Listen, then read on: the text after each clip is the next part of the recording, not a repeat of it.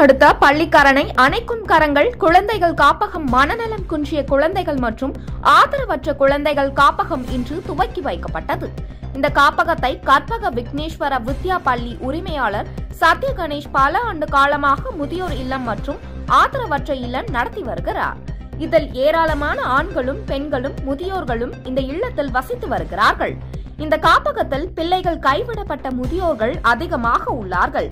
அவர்களை ஆதரிக்கும் வகையில் இந்த புதிதாக சிறு பிள்ளைகள், அனாதை பிள்ளைகள், மனநலம் குன்றிய பிள்ளைகளுக்காக இந்த கட்டிடம் புதிதாக இன்று திறக்கப்பட்டது.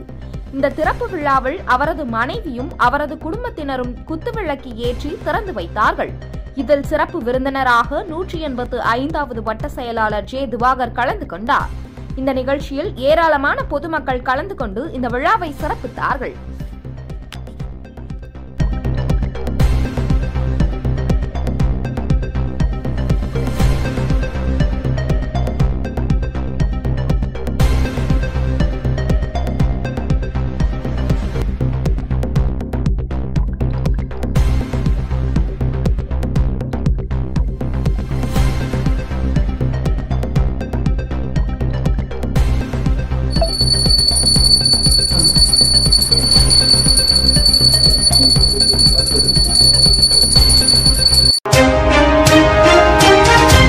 உள்ளூர் செய்திகளை உடனுக்குடன் தெரிந்து கொள்ள விடியல் செய்திகள் ஆன்லைன் சேனலை சப்ஸ்கிரைப் செய்யவும்.